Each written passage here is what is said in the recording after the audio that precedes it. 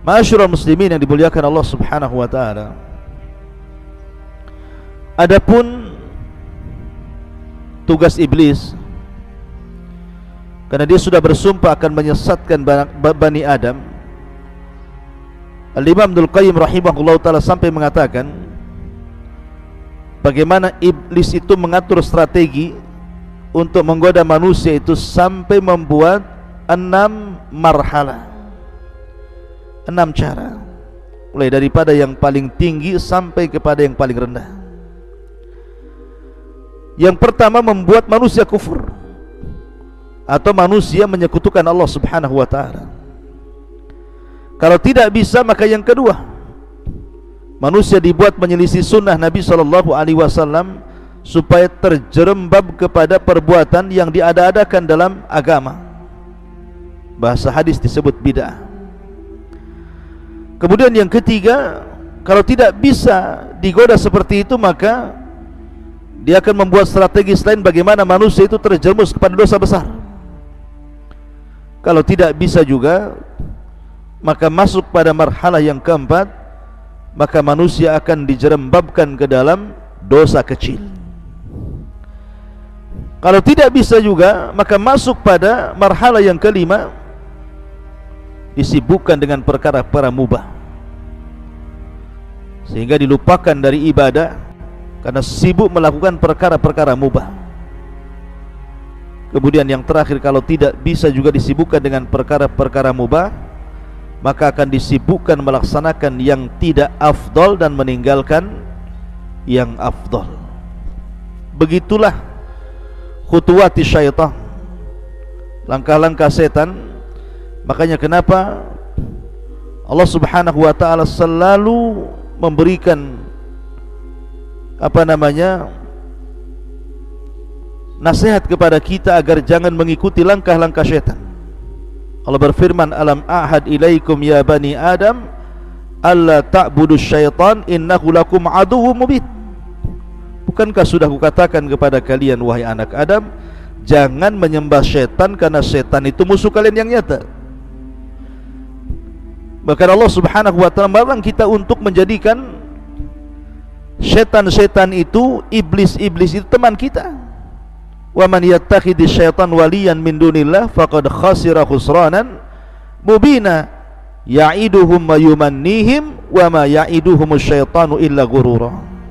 Barang siapa yang mengambil syaitan sebagai temannya dari selain Allah, maka dia telah melakukan kerugian dengan kerugian yang nyata. Setan itu hanya menjanjikan dan angan-angan kosong, dan tidaklah janji-janji mereka kecuali dusta belaka. Ma'asyiral muslimin yang dimuliakan Allah Subhanahu wa ta'ala, salah satu strategi setan itu adalah di pagi hari, maka setan selalu menancapkan singgasananya. Jadi pagi hari, pagi-pagi buta itu setan akan menancapkan singgasananya di tengah lautan. Lah, dan itu diisyaratkan dalam sebuah hadis Nabi SAW. Terdapat dalam Sahih Muslim dari Nabi SAW, dia bersabda, inna iblisa yada'u arsyahu alal ma. Sesungguhnya iblis setiap pagi itu meletakkan singgasananya di atas lautan, supaya dia ingin seolah-olah menandingi arsy Allah Subhanahu wa ta'ala. Ya, tahu arsy Allah Subhanahu wa ta'ala, singgasana Allah Subhanahu wa ta'ala itu berada di atas air kan. Tapi tentu Allah Subhanahu wa ta'ala tidak bersemayam di atas arsy, tidak, dia di atas ketinggian. Ya, karena kalau diartikan bersemayam itu artinya seolah-olah Allah Subhanahu wa ta'ala duduk di atas arsy, tidak. Allah itu jauh daripada makhluknya, dia di atas arsy lagi.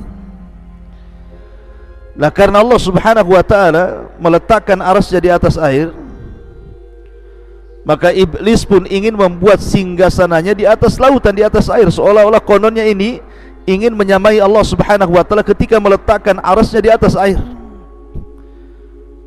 Begitulah sombongnya iblis. thumma yab'atsu saraya, kemudian mulailah dia mengutus prajurit-prajuritnya, tentara-tentaranya untuk menggoda anak Adam. Fa'adnahum minhu manzilatan a'dhamu fitnatan, maka yang paling dekat kedudukannya dengan iblis adalah yang paling besar fitnahnya. Yaji'u ahaduhum, setelah kemudian iblis di pagi hari mengatur strategisnya, kemudian memerintahkan para tentaranya untuk menggoda anak Adam dimanapun berada. Setelah kemudian satu hari mereka menggoda anak Adam, maka kemudian mereka pun mulai pulang dan melaporkan hasil apa yang mereka lakukan terhadap manusia. Yaji'u ahaduhum fayaqulu fa'altu kadza wa kadza. Wah iblis, aku sudah melakukan ini dan itu, sehingga orang itu berdusta, orang itu tidak sholat, orang itu berghibah, orang itu minum khamar, orang itu berzina, orang itu, dan begitu seterusnya melakukan kezaliman. Tapi iblis mengatakan, ma sana'ta syai'a, kau belum berbuat apa-apa. Summa yaji'u ahaduhum, kemudian ada lagi pasukan iblis yang lainnya yang datang melaporkan dan mengatakan, ma taraktu hatta farraqtu bainahu wa baina imratihi. Lapor iblis, aku sudah berhasil mencerai-beraikan rumah tangga si fulan dan si alan, sampai sekarang mereka bercerai. Maka iblis langsung tegak berdiri dengan bangganya dan mengatakan, anta, kaulah yang benar, kaulah prajuritku.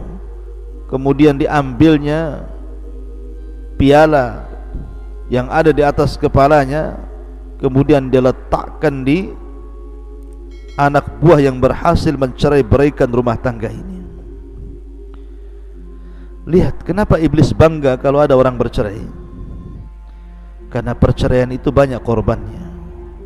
Suami jadi korban, istri jadi korban, anak-anak jadi korban, keluarga jadi korban, semua jadi korban.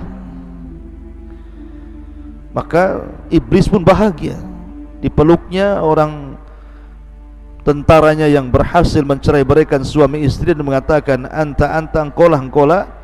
Kemudian dia melepaskan piala di atas kepalanya dan diletakkan di atas kepala jin yang berhasil mencerai-beraikan suami istri itu.